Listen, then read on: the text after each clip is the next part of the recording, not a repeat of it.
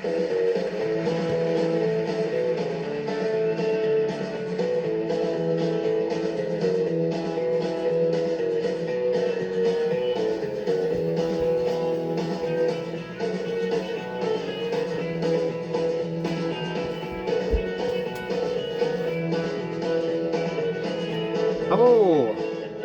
and welcome back to Andy's Cavern.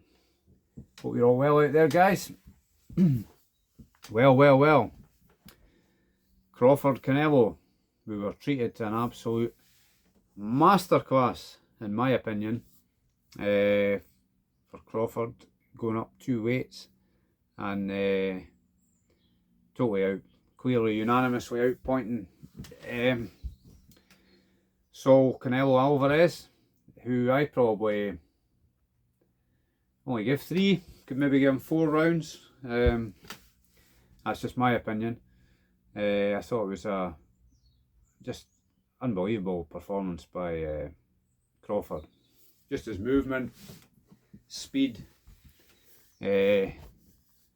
punching accuracy, just his fluid movement and everything. He's just a sight to behold for a boxing fan, isn't he?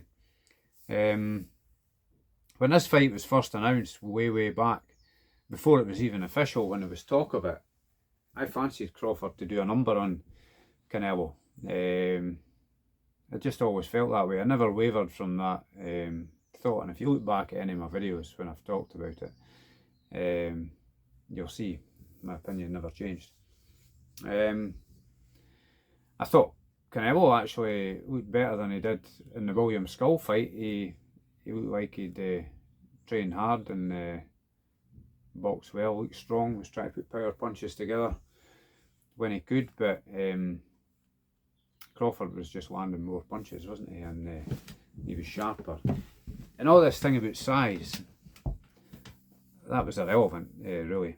I kind of thought that. I didn't think the size would be an issue. I think he's slightly taller than Canelo. He's got a longer reach than Canelo. He's southpaw. Well, I think he's a switch hitter, but he boxed the fight southpaw. And it was a brilliant fight. It's probably the best fight I've seen since Beterbiev and Bivol. Just you're talking about 2 elite competitors in the game. Top of it, just top drawer stuff, you would say. Thoroughly enjoyed it. Well worth waking up for. I think it was after 5 AM, wasn't it, before it came on.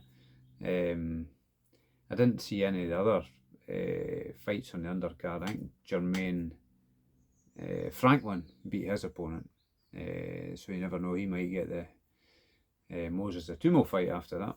There has been talk of him as an opponent, hasn't there? There's talk of many opponents for Atumo, isn't there? It's, everybody's always asking who's next for him. But definitely, I think the fight before that, I'm going to look back on that. I don't know if what like a fight it was. Irish guy. Can't remember his name off the top of my head. Still half asleep. But yeah, Crawford was just superb in all departments, you would say. Anytime there was a clinch, I think he actually turned Canelo around a couple of times when there was a clinch. I think he's got a background in wrestling, Crawford, like I've said before, so he's a strong guy. He's a humble guy, and he's proved all the doubters wrong, and I love seeing that. I love seeing somebody that's classed. He wasn't an underdog in my book, but he certainly proved the doubters wrong. My fear was he would win and not get a decision in Vegas, and I'm quite glad I was proved wrong on that account. But I did feel he'd win, so I'm just glad it was scored accordingly. No controversy. We've got enough controversy in the boxing world without any more, and that was a good fight, good for the sport. Great fight to watch. If you're a boxing fan, I'm sure you'll have enjoyed it. You might not agree with me, but I'm not here to agree with everybody. I'm only here to give my opinion as a fan. So your opinions may differ from mine, but feel free to leave a comment in the comment section. I will read it. I don't always have time to reply to comments. I do have a busy life, but if I can reply, I will reply. Keep it positive though. We don't want any negativity. This is a positive channel. We like to be upbeat and positive here. Negativity is not a good thing in life, is it? So stay positive, that's what I say. So I mean, I only give Canelo probably 3 or 4 rounds. It was a good clean fight, apart from I think it was an accidental headbutt. One of the later rounds, can't just remember what round it was, but certainly there was no sign of ring rust concerning Crawford had been out for a while, and he was putting his punches and combinations together pretty impressively at times. And I don't think any of the two of them were hurt at any particular time, but he certainly got Canelo's attention with some of the punches he was landing on him. He was catching him with good sharp punches. Canelo looked quite frustrated near the end, but he didn't waver from his game plan. He just kept trying to do what he could, and it was good to see the right man got the decision at the end of the day.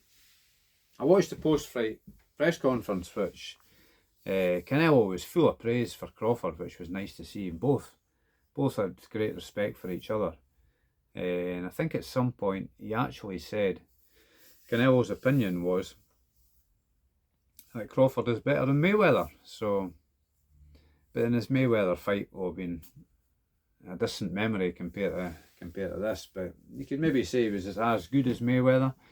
I'm a fan of Crawford. I think he's a brilliant boxer and an exemplary character in the sport. So yeah, definitely thoroughly enjoyed it. But whether he is better than Mayweather, that's maybe a debate for another day.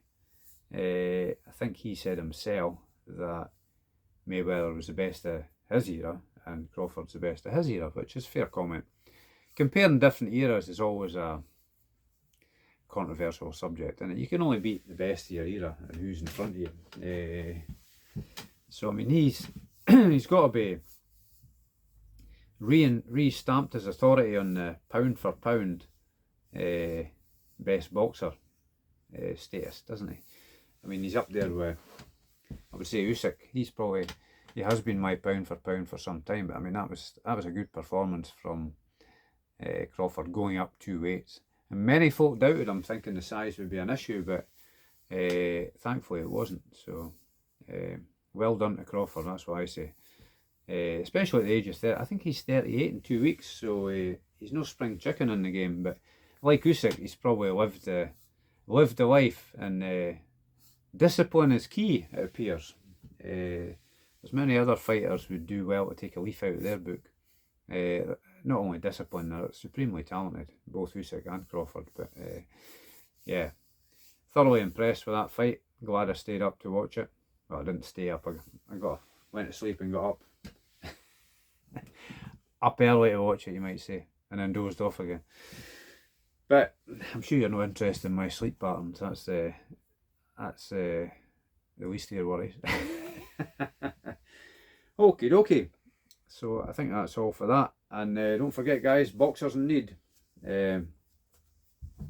helping grassroots boxing and boxers who've fallen on hard times. So if you want to look it up, if you're feeling charitable, it's only £12 a year, so £1 a month. You'll get yourself a nice badge and whatever else. There's I got these t-shirts from them, which are nice t-shirts, good quality. It's good to support a charity that's close to your heart if you like boxing, if you're a big boxing fan as I am. So look them up on www.boxersinneed.com. And don't forget, like and subscribe to Andy's Cavern. Now we're back on the scene, you might say. So thanks to all you guys that have stuck by us, and all you guys that watch and already subscribe. If you watch and haven't subscribed, please subscribe, because it all helps the channel grow, and we're looking to do some different things. I'm also looking to start another channel up, Andy's Cavern Autos. Instead of Aberdeen Andy, it'll be Auto Andy. So onwards and upwards. So I hope you're all well out there, guys, and have a great weekend, what's left it, and we'll see you again soon. Till the next time, it's goodbye from me and goodbye to you. Cheery bye.